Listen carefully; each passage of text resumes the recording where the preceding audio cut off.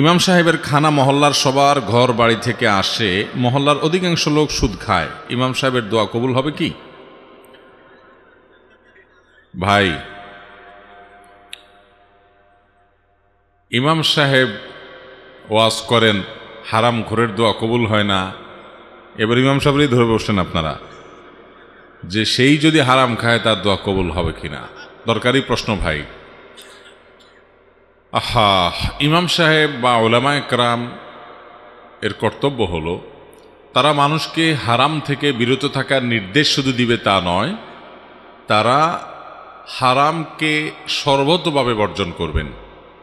এবং সেজন্য মসজিদের বিভিন্ন বাসাবাড়ি থেকে যদি খাবার আসে, ইমাম সাহেব তিনি যথাসম্ভব জানার চেষ্টা করবেন তাদের উপার্জন কি, এবং হারাম হলে সেই খানা বর্জন করবেন বিনয়ের সাথে, কৌশলে, যেভাবে পারেন।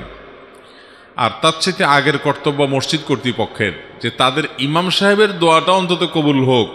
সবই যদি হারাম খোর হইয়া দোয়াটা কবুলের রাস্তা সব বন্ধ হয়ে যায়, একটা লোকরে দিয়ে একটু দোয়া করাবেন বা তার কাছে দোয়া চাইবেন, এই দোয়া চাওয়ার রাস্তাটাও যদি শেষ হয়ে যায়, তাহলে যাবেন কোন দিকে? অন্তত ইমাম সাহেবকে অন্তত পাপমুক্ত, হারাম খাবার মুক্ত রাখেন। সেজন্য কর্তৃপক্ষের উচিত হালাল খোর দেখে দেখে তাদের বাসায় খানা দেওয়া, হারাম খোরদের বাসায় ইমাম সাহেবের খানা না দেওয়া।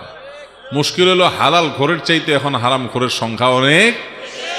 আবার হালাল খোরদের টিফিন বাটিতে এত ভালো কিছু হুজুরে দিতে পারে না বেচারারা। হুজুরও অনেক সময় হারাম খোরের টিফিন বাটির আইটেম দেখে খুশি থাকে অনেক সময়। আল্লাহ তাআলা আমাদের সবাইকে হেদায়েতের তৌফিক নসিব করুন। আমার ওয়াজ মাহফিল এর দাওয়াত যারা দেন আমাকে, আমি একটা ফরম দেই, আমার অফিস থেকে একটা ফরম দেওয়া হয়, আসুন্নাহ ফাউন্ডেশন থেকে একটা ফরম দেওয়া হয়। সেই ফরমে 12-13টা শর্ত দেওয়া আছে যে আমাদের মাহফিল নিতে হলে এই শর্তগুলো পূরণ করে সেখানে স্বাক্ষর দিয়ে সভাপতি, সেক্রেটারি আবেদন করতে হবে। এরপরে সেটা যদি মঞ্জুর হয়, এই শর্তগুলোর কোনো একটার ব্যত্যয় হলে আমরা মাহফিল স্থল থেকে ফিরে যাওয়ার অধিকার আমরা রাখি। সেরকম লেখাজোখা থাকে আমাদের, কারণ কন্ট্যাক্ট ছাড়া আজকাল কোথায় যে কোন ধরা খায়। আবার এই জন্য আমরা কন্ট্যাক্ট করে যাই। কন্ট্যাক্ট মানে আবার পয়সা বুঝেন না আপনারা, তো পয়সা ছাড়া আজকাল কিছু, কন্ট্যাক্ট শুনলে মনে করেন পয়সা। ভাইরা আমার, সেখানে একটা পয়েন্ট লেখা আছে, কোনো বাসা বাড়িতে যদি আমাকে খেতে হয় তাহলে সেই খাবার হালাল এটি নিশ্চিত করতে হবে। আমরা বিভিন্ন সময় আমাদের অফিস থেকে ফোন দেওয়া হয়, আমি অনেক সময় ব্যক্তিগতভাবে ফোন দেই যে ভাই কোথায় খাবো, কার বাড়িতে খাবো, তার উপার্জন কি। চেষ্টা করি, আমিও যে একেবারে বাঁচতে পারি তা না, চেষ্টা করি আমরা। এরকম ইমাম সাহেবদের চেষ্টা করতে হবে, মসজিদ কমিটির লোকদের চেষ্টা করতে হবে। মুশকিল হলো কমিটির লোক বেচারা কি চেষ্টা করবে। বেশিরভাগ কমিটিতে যারা আছেন, ভালো মানুষ তো অনেক আছে, কিছু লোক আছে আল্লাহর বান্দারা নিজেরাই হালাল হারামের বাজ বিচার মনে করে সারা জীবন গুনাহ, অপরাধ, পাপ যা করছি না করছি, এবার একটু মসজিদ কমিটিতে ঢুকে আল্লাহর ঘরের খেদমত করে টোরে যদি সব কাটাকাটি হয়ে যায়, ভাইরা আমার, এটা ভুল। অতএব হারামকে ডিনাই করতে হবে, এজন্য সৎসাহস থাকতে হবে ইনশাআল্লাহ।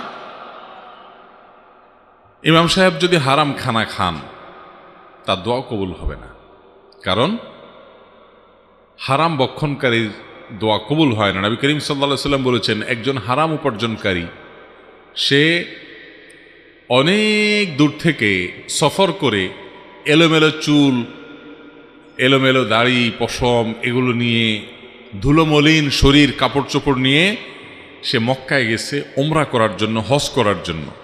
বাইতুল্লাহর চারপাশ তোয়াফ করছে। পরিস্থিতিটা বোঝার চেষ্টা করেন। দীর্ঘ পথ পাড়ি দিয়ে অনেক কষ্ট করে এলোমেলো চুল নিয়ে, সেই যুগের মানুষ শত শত মাইল হেঁটে, ঘোড়ায়, উঁটে, বিভিন্ন কিছুতে করে আসতো, জীবন বাজি রেখে গেছে আল্লাহর ঘরে, গিয়ে বাইতুল্লাহর চারপাশ তোয়াফ করছে, বাইতুল্লায় হাজির হয়ে আল্লাহর কাছে দোয়া করছে দুই হাত তুলে। নবী করিম সাল্লাল্লাহু আলাইহি ওয়াসাল্লাম বলেছেন, আন্না ইউস্তাজাবু লিযালিক, তার কিভাবে দোয়া কবুল হতে পারে? অসম্ভব। যত কষ্ট করুক, বাইতুল্লাহর ভিতরে ঢুকে দোয়া করুক, কবুল হবে না। কারণ তার শরীর হারাম দ্বারা গঠন হয়েছে, তার পোশাক আশাক হারাম দ্বারায় সে কিনেছে। এই হারামের সংশ্লিষ্ট এত ভয়াবহ বিষয় ভাইরা। অতএব হারাম থেকে বাঁচার জন্য আমাদের সংকল্প করতে হবে। সবার চেষ্টা করবো তো ইনশাআল্লাহ। মুশকিল হলো হারাম থেকে বাঁচবেন কেমনে? হারাম থেকে বাঁচতে গেলেই তো নানামুখী কথা, অন্য সবার কথা তো পরে। আমি সব জায়গায় বলি, সবার আগে আবার আপনার বাপ মাই তো মানবে না, বলবে যে এটা কোনো কথা রে বাবা, পয়সাও তো লাগে দুনিয়াতে, সবার পোলাপান কামায়, তুমি একেবারে হালাল হালাল কইয়া এরকম থাকবা। বাপ মাও মানবে না, বউ বাচ্চাও মানবে না, সারা দুনিয়ার একজন মানুষও যদি না মানে কিচ্ছু আসে যায় না। তারপরও হারামের কাছে কোনো প্রকার মাথা নত করা যাবে। মুশকিল হলো হারামের কাছে মাথা নত না করলে হুজুররাও দাম দিবে না, আমরাও দাম দেব না। ভাই পয়সা করি থাকলে সবাই কদর করে, মাহফিলেও মারহাবা নারায় তাকবীর শোনা যায়, তাই না ভাইরা আমার? গোটা দুনিয়ার মানুষ মারহাবা দিলেও আমি হারাম কামাবো না, আর একটা মানুষ যদি আমার সাথে না থাকে তবু আমি হারামে যাব না। এর নাম ঈমান। আল্লাহ তাআলা আমাদেরকে সেরকম ঈমানদার হওয়ার তৌফিক দান করুন।